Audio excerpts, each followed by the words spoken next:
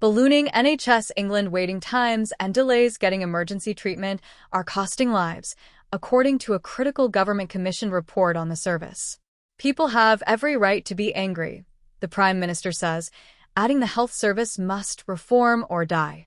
Health Secretary Wes Streeting has warned the NHS could go bust if the government does not reform it to account for an aging society, more sick people, and rising costs. He pledged to spend a greater proportion of the NHS budget on GPs, social care, and community services than on hospitals, which he said would help alleviate pressure on the service overall.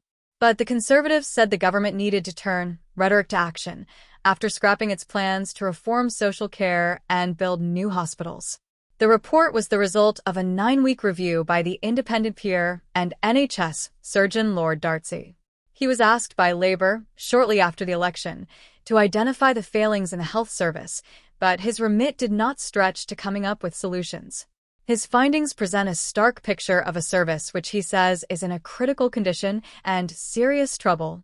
In response, Sir Keir Starmer is promising the biggest reimagining of the NHS since it was formed, with a new 10-year plan for the health service to be published in the coming months.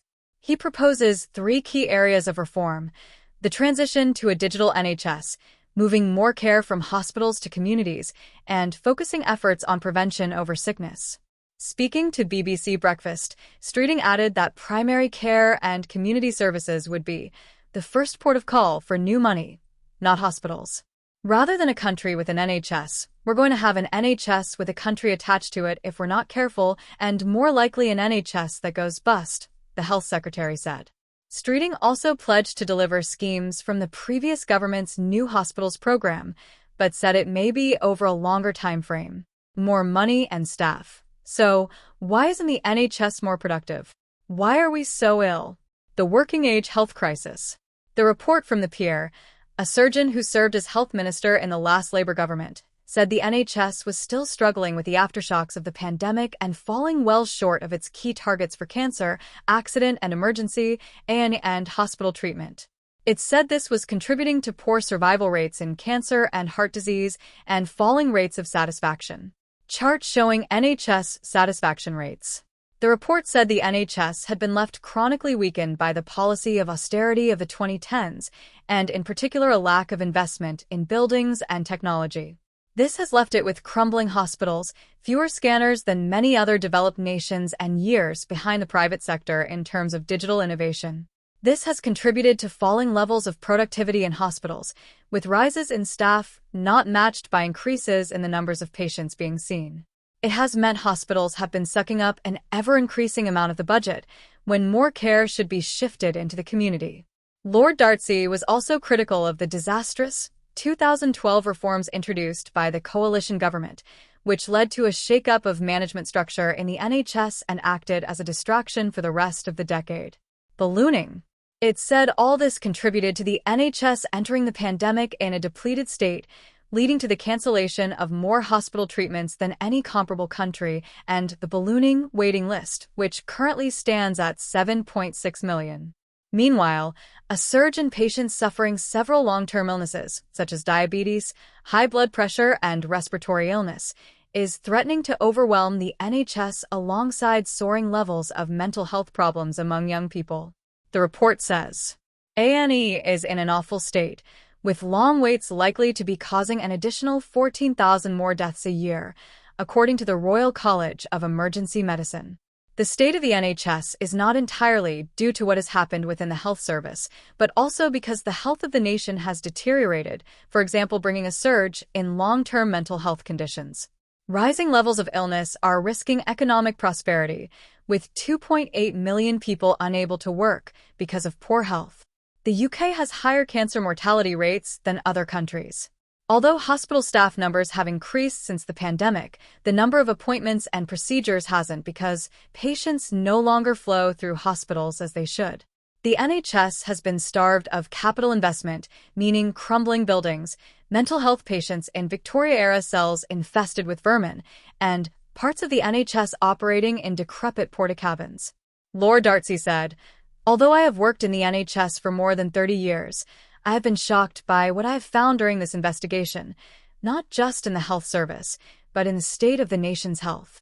Although the report focused on the NHS, Lord Darcy also warned of the dire state of social care, which he said was not valued or resourced sufficiently.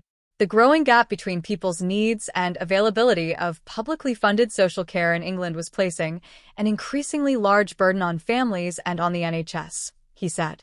Chart showing the NHS waiting list in England was 7.6 million in June 2024, up slightly on May 2024, but lower than the peak of 7.8 m in September 2023. Sir Keir, meanwhile, says the 2010s were the lost decade for the NHS, adding, "People have every right to be angry. It left the NHS unable to be there for patients today and totally unprepared for the challenges and opportunities of tomorrow.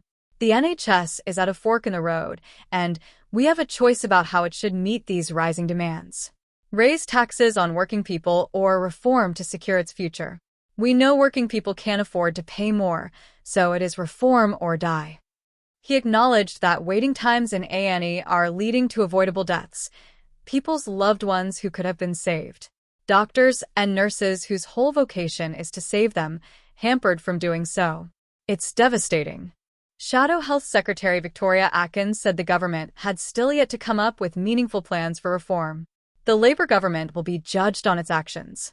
It has stopped new hospitals from being built, scrapped our social care reforms, and taken money from pensioners to fund unsustainable pay rises with no gains in productivity. She also defended the Conservative government's record, saying the NHS budget had been increased during the last Parliament. Former Conservative Health Minister Lord Bethell, who served for 18 months during the pandemic, said action was taken by the previous government, although maybe not enough. He told BBC Radio 4's The World Tonight that the reason money was not spent was not some kind of conspiracy to wreck the NHS, but because it has been impossible to persuade the Treasury that we will get a return on investment by investing in NHS capital. Deeply troubling. Matthew Taylor, the head of the NHS Confederation, which speaks on behalf of NHS organizations and their 1.5 million employees, told the same program the report had identified some of the problems facing the health service. But he warned that waiting lists would probably get even longer this winter, as normally happens. It will take at least a full term for Labour to get anywhere near the kinds of targets they've got for waiting lists,